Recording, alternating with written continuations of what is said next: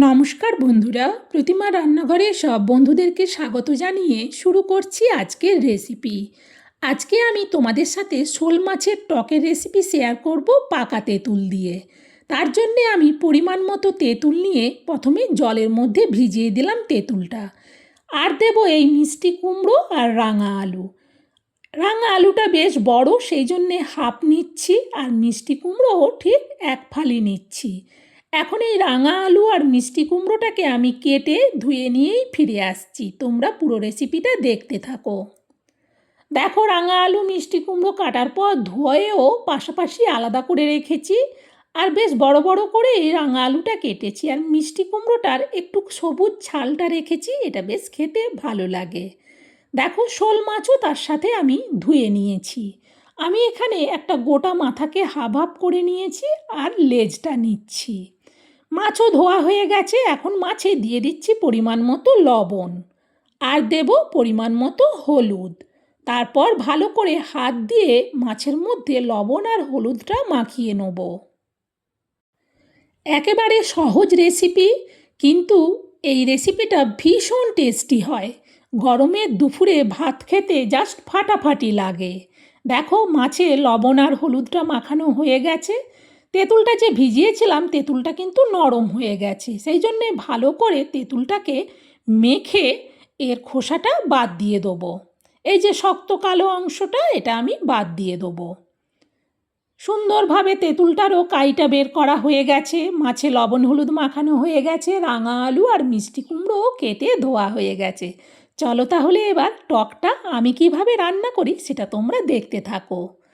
রান্নাঘরে এসে গ্যাস জেলে কড়া বসিয়ে দিয়ে কড়াতে দিয়ে দিলাম সরিষার তেল। খুন্তি দিয়ে এবার তেলটাকে কড়ার উপর পর্যন্ত চাড়িয়ে নিচ্ছি। কড়া আর তেল ভালো করে গরম হতে হবে। তেল ভালো করে গরম হওয়ার পর তেলে দিচ্ছি অল্প হলুদ।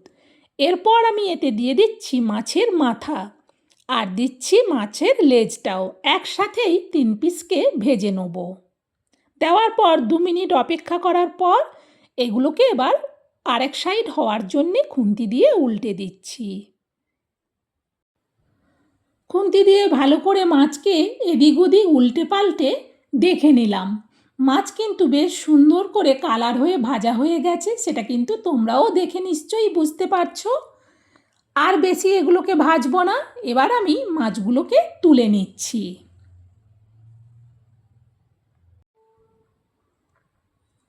সব মাছগুলো তোলার পর তেলের মধ্যে দিয়ে দিচ্ছি মিষ্টি কুমড়োগুলো। এবার মিষ্টি কুমড়োগুলোকে খুন্তি দিয়ে ভালো করে নাড়াতে থাকবো। আর গ্যাসের ফ্লেমটাকে কিন্তু এই সময় আমি মিডিয়ামে করে দিয়েছি। মিডিয়ামে রাখলে তাহলে বেশ ধীরে ধীরে সবজিটা ভালো করে ভাজা হবে। আর দেখো, খুন্তি দিয়ে এইভাবে কিন্তু মিষ্টি কুমড়োগুলোকে একটু উল্টে পাল্টে দিতে হবে, যাতে মিষ্টি কুমড়োর প্রত্যেকটা দিক ভালো করে ভাজা হয়। মিষ্টি কুমড়োর সাথে এবার দিয়ে দিচ্ছি রাঙা আলুগুলো, কারণ রাঙা আলুগুলোকেও ভালো করে ভাজতে হবে। এতটাই ভালো করে ভাজবো যে রাঙা আলু যেন এই ভাজতে গিয়েই হাফেরও বেশি সেদ্ধ হয়ে যায়।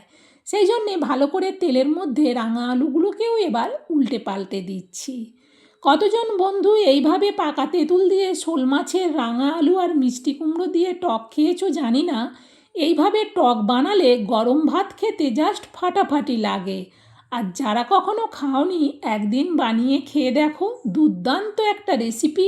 মনে হবে গরমের প্রতিটা দুপুরে এইরকম একটা টকের রেসিপি বাড়িতে থাকলে একেবারে নিমেষেই ভাত উধাও হয়ে যাবে। দেখো, তোমাদের সাথে কথা বলতে বলতে আমার কিন্তু আলু আর মিষ্টি কুমড়ো ভালো করে বেশ ভাজা হয়ে গেছে। মাঝখানটাতে একটু জায়গা করে নিয়ে এবার আমি ওইখানটাতে দিয়ে দেবো পরিমাণ মতো হলুদ।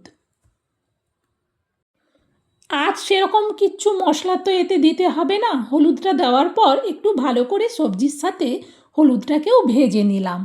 দেখো, সুন্দরভাবে কিন্তু সব কিছু ভাজা হয়ে যাবার পর এতে দিয়ে দেবো তেঁতুলের জল।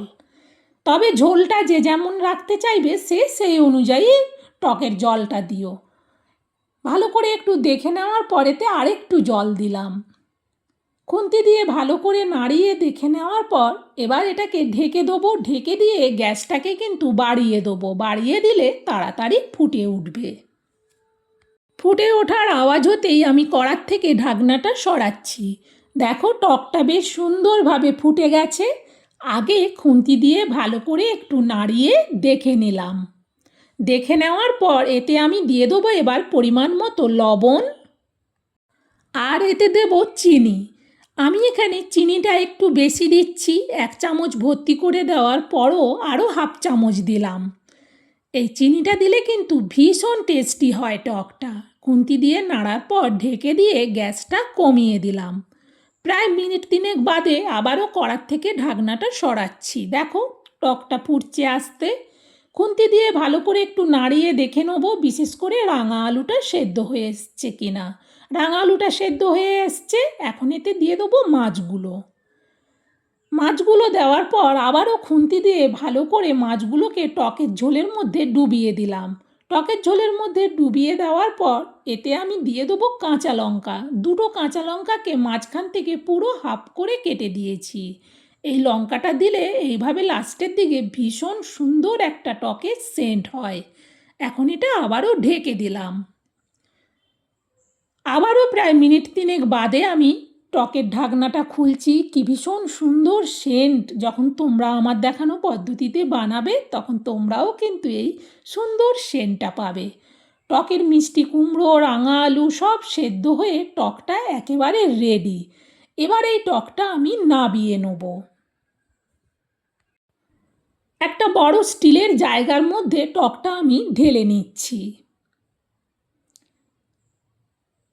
যেহেতু রাঙা আলু মিষ্টি কুমড়ো দিয়ে টকটা অনেকটাই হয়েছে, এখন এতে দিয়ে দেবো সরিষার তেল। আমি এখানে কাঁচা সরিষার তেল 4 চামচের মাপে 2 চামচ এইভাবে উপর থেকে দিয়ে দিলাম।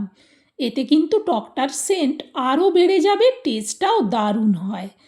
আর 2টো দিয়ে দেবো উপর থেকে কাঁচা লঙ্কা, কারণ টকে লঙ্কাটা কিন্তু ভীষণ লাগে। টক ঝাল মিষ্টি মিলিয়ে দুপুরের ভাত খাওয়া একেবারে জমে যাবে এইরকম একটা টকের রেসিপি বানালে। বন্ধুরা, এইভাবে শোল মাছের টকের রেসিপি আমি তোমাদের সাথে শেয়ার করলাম। আমার এই টক বানানোটা তোমাদের কেমন লাগলো সেটা অবশ্যই কমেন্টে জানিও। ভালো লাগলে কিন্তু একটা লাইক দিতে ভুলো না, আর রেসিপিটা শেয়ার করে দিও যাতে এইভাবে টক সবাই বানিয়ে নিতে পারে গরমের দুপুরে। দুর্দান্ত স্বাদের এই রেসিপিটা অবশ্যই বন্ধুরা একদিন ট্রাই করে দেখো। একদিন বানালে আমি কথা দিচ্ছি তোমরা বারবার বানিয়ে খেতে চাইবে, এটা এত টেস্টি হয়। আজকের মতো রেসিপি শেষ, আবার অন্য রেসিপিতে দেখা হবে। সবাই ভালো থেকো।